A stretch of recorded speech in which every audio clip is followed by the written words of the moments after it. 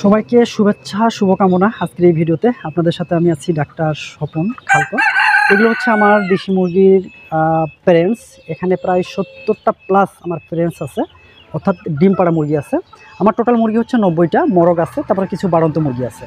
তো সেই প্যারেন্টস থেকে অর্থাৎ মা মুরগি থেকে আমি ডিম পাই হচ্ছে প্রায় এই যে ডিমগুলো দেখেন। আজকের ডিম আমি পেয়েছি 16টা।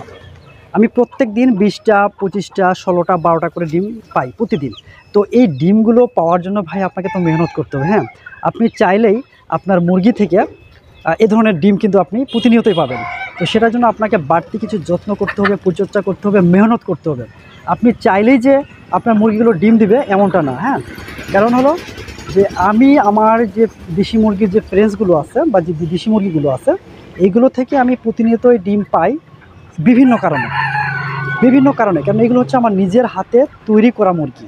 তো যারা আপনাকে ডিম দিবে, যারা আপনাকে প্রোডাকশন দিবে, তো ভাই তাদের প্রতি আপনাকে কিন্তু অবশ্যই যত্ন করতে হবে বিশেষ আঙ্গিকে, বিশেষভাবে।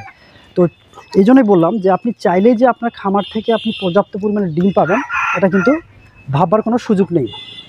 তো এরকম কিন্তু ডিম আপনি যদি পেতে চান তাহলে আমি কী ধরনের কাজগুলো করি সেইগুলোই আজকের এই ভিডিওতে আপনাদের সাথে শেয়ার করব, যাতে করে আপনারা এখান থেকে একটা বেসিক ধারণা পান যে আপনার মুরগিকে আপনি কী করবেন। তো দেখুন, প্রত্যেকটা অ্যানিমেলের ক্ষেত্রে বলেন বা পশু পাখির ক্ষেত্রে বলেন বা মানুষের ক্ষেত্রে বলেন, আমাদের কিন্তু শরীরের মধ্যে যেমন হচ্ছে প্রোটিন দরকার, কার্বোহাইড্রেট দরকার, ফ্যাট দরকার, তারপরে ভিটামিন মিনারেল দরকার, পানি দরকার। তো সেইগুলোকে তো ভাই আপনাকে নিশ্চিত করতে হবে, কারণ তাদের কাছ থেকে তো আপনি কিছু পেতে চাচ্ছেন। হ্যাঁ, যদি মাংসের জন্য যদি হয় তাহলে সেটা তো আলাদা বিষয়। তো তাদের কাছ থেকে যদি কিছু পেতে হলে তো আপনার কিছু দিতে হবে। তো সেটা আপনি কি দিবেন? তাহলে আপনাকে দিতে হবে কি সময়, শ্রম, সঠিক পরিচর্যা, হ্যাঁ, এবং পুষ্টিকর খাবার। এখন একটা বিষয় শেয়ার করব, যেহেতু আমি এই ভিডিওতে আমি কিভাবে এতগুলো ডিম পাচ্ছি প্রত্যেক দিন, তো সেটাই আজকে শেয়ার করব। কারণ হলো আপনারা জানেন যে আমার মুরগিগুলোকে আমি কিন্তু প্রাকৃতিকভাবে পালন করি, একেবারে সম্পূর্ণ প্রাকৃতিকভাবে, এবং সিজনাল যে খাবারগুলো সেগুলো কিন্তু আমি দেওয়ার চেষ্টা করি। আর আমার মুরগিগুলো সবগুলোই সুস্থ এবং তারা সবল এবং তারা ডিমের জন্য উপযুক্ত। এখন এগুলোর কিন্তু বেসিক্যালি অনেকগুলো কাজ আছে যে কাজগুলোকে আপনাকে করতে হবে। যেমন হচ্ছে, যখন আপনি ফ্রেন্স তৈরি করবেন, অর্থাৎ যখন ডিম পাড়া মুরগি তৈরি করবেন, তখন কিন্তু আপনাকে খাবার ব্যবস্থাপনার দিকে বিশেষ নজর দিতে হবে। তো সেটা অবশ্যই পুষ্টিকর খাবার। তো পুষ্টিকর খাবার বলতে শুধু কি আপনি চাল খাওয়াবেন বা শুধুই কি মানে ফিড খাওয়াবেন এমনটা না। পুষ্টিকর খাবার বলতে যে তার শরীরে ডিম তৈরি হতে যে সকল উপাদান দরকার, যেমন vitamin, mineral, carbohydrate, protein, fat, methionine, lysine, এরকম বিভিন্ন ধরনের ক্যালসিয়াম এগুলো দরকার হয়। তো এইগুলোকে আপনাকে নিশ্চিত করতে হবে। সেটা কখন থেকে? আমরা কিন্তু অনেকেই কী করি জানেন, আমরা অনেকেই যখন ডিম আসতে শুরু করবে বা ডিমের পাড়ার যখন বয়স হয়ে যাবে, যেমন 5 মাস 6 মাস, তখন আমরা কিন্তু ডিম পাড়া মুরগিকে যত্ন করি। এটা হচ্ছে সবচেয়ে ভুল কাজ করা, ভুল ধারণা নিয়ে থাকা। এই জন্য হচ্ছে নলেজ ট্রান্সফরমেশনগুলো আমি শেয়ার করার চেষ্টা করি। দেখেন, আমার মুরগিগুলো কিন্তু দেখেন প্রাকৃতিকভাবে তারা খায়। হ্যাঁ, আমার মুরগিকে কিন্তু আমি নিয়মিত যে পুষ্টিকর খাবারগুলো সেটা কিন্তু নিশ্চিত করি। এখন একটা বিষয়, সেটা হচ্ছে যে আপনি যখন প্যারেন্টস তৈরি করবেন তখন কিন্তু আমাকে ছোট থেকেই তৈরি করতে হবে, বিশেষ করে বাড়ন্ত অবস্থায়। তো বাড়ন্ত অবস্থায় কিন্তু আমাদের মুরগিগুলোতে কিন্তু ব্যাপক পরিমাণে ভিটামিন মিনারেলের ঘাটতি থাকে, কারণ দেশি মুরগিতে কিন্তু আমরা কখনোই আমরা পুষ্টি সমৃদ্ধ খাবার দেই না, তাদেরকে ভিটামিন মিনারেল এই সাপ্লিমেন্টগুলো দেই না, পরিষ্কার পানি দেই না, থাকার জায়গাটাও আমরা সেভাবে যত্ন নিতে পারি না, যার কারণে কিন্তু আমাদের প্রাপ্তিটা যে লেভেলে থাকে সেই লেভেলে আমরা কিন্তু পাই না। তো আমার মুরগি থেকে যেগুলো ডিম পাই আমি কিন্তু বাড়ন্ত অবস্থায় কিন্তু মুরগিগুলোকে তৈরি করেছি। তো সেই ক্ষেত্রে যেহেতু ডিম তৈরি হওয়ার জন্য তো বিভিন্ন ধরনের পুষ্টি উপাদানগুলো দেয়, হ্যাঁ, যেমন ভিটামিন, মিনারেল, ক্যালসিয়াম এরকম টাইপের, তারপর হচ্ছে আপনার কার্বোহাইড্রেট বা শর্করা, প্রোটিন এগুলো তো দরকার। তো সেটার জন্য তো ভাই আপনাকে শুরু থেকেই তো আপনাকে মেনটেন করতে হবে। আপনি শুধু প্যারেন্টস করলেন আর আপনি কিছুই করলেন না, তা তো হলো না। হ্যাঁ, আপনাকে কিন্তু ছোট থেকেই করতে হবে।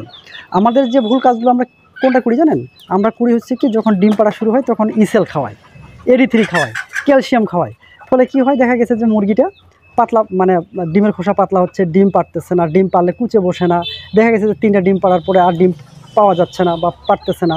তো এই বিষয়গুলো কিন্তু আপনি দায়ী, মুরগি দায়ী না। কারণ আপনি যেভাবে মুরগিকে যত্ন করবেন সে আপনাকে সেটুকুই আউটপুট দিবে। আপনি যতটুকু ইনপুট দিবেন ততটুকুই আউটপুট পাবেন।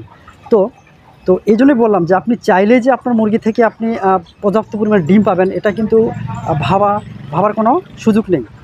আপনাকে কিন্তু সে সকল কাজ করতে হবে যে সকল কাজ করলে আপনার মুরগি থেকে যথেষ্ট পরিমাণে বা আপনার প্রত্যাশা অনুযায়ী কিন্তু আপনি ডিম পাবেন, সেটাই করতে হবে। সেটা কি কাজ করতে হবে, যেটা আমি করি সেটাই আমি বারবার বলার চেষ্টা করছি। সেটা হচ্ছে কি, যে যখন মুরগিগুলো বাড়ন্ত অবস্থায় ছিল তখন কিন্তু আমি মুরগিগুলোকে প্রত্যেক মাসে ভিটামিন মিনারেলের যেন কোনো ঘাটতি না থাকে সেটা কিন্তু বিশেষ নজর দিতাম। আমি কিন্তু বলেছি যে কয়েকটা কাজ কিন্তু আপনাকে খুব গুরুত্ব সহকারে করতে হবে।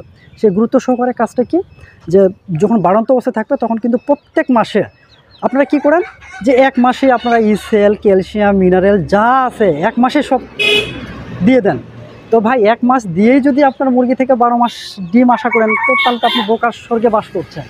আপনার কী করতে হবে, প্রত্যেক মাসে, যেমন এই মাসে আপনি ক্যালসিয়াম খাওয়ালেন, পরের মাসে গিয়ে আপনি কী খাওয়ালেন, মিনারেল, যেমন হচ্ছে আপনি ইসেল খাওয়ালেন, তারপরের মাসে গিয়ে আপনি থায়ামিন খাওয়ালেন, তারপরের মাসে গিয়ে আপনি দেখা গেছে জিঙ্ক খাওয়ালেন। এভাবে করে প্রত্যেক মাসে কিন্তু আপনাকে কিন্তু ডোজ কমপ্লিট করতে হবে।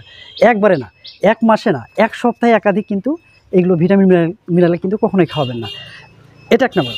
আর পুষ্টিকর খাবার বলতে কি বোঝাচ্ছি, পুষ্টিকর খাবার বলতে কি শুধু বোঝাচ্ছি যে শুধু কি আপনি ফিড খাওয়াবেন, না। পুষ্টিকর খাবার বলতে আপনি ভুট্টা, গম, তারপর হচ্ছে সয়াবিন মিল, তারপরে সিজনাল কিছু খাবার আছে সেগুলো, চাল, গম, তারপর হচ্ছে আপনার যেগুলো খাবার পাওয়া যায়, হ্যাঁ, আপনি ভাতও খাওয়াবেন, মাড় খাওয়াবেন, তারপর হচ্ছে আপনি আদা, হলুদ, রসুন, কালো জিরা এগুলো বেটে বেটে খাওয়াবেন। এগুলো হচ্ছে ন্যাচারাল সোর্স ভাই, হ্যাঁ। এগুলো হচ্ছে বডির ডিফেন্স যেমন করে তেমন কিন্তু প্রোডাকশনও কিন্তু সাহায্য করে। তো এই জায়গাগুলো কিন্তু আপনাকে কিন্তু মনোযোগী হতে হবে এই দিকগুলোতে। তারপরে পাশাপাশি হলো যেটা বললাম, যে পুষ্টিকর খাবারগুলোকে আপনাকে নিজে তৈরি করতে হবে, হ্যাঁ। আপনি শুধু চাল খাওয়াচ্ছেন তাহলে হবে না।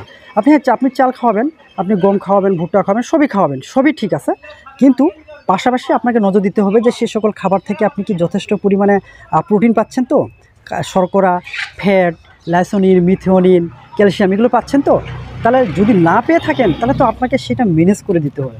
সেটা কীভাবে ম্যানেজ করবেন, সেটা খাবারের মাধ্যমে ম্যানেজ করতে হবে। আমরা কিন্তু কী করি জানেন, আমরা সব সময় মেডিসিনের উপর নির্ভর করি।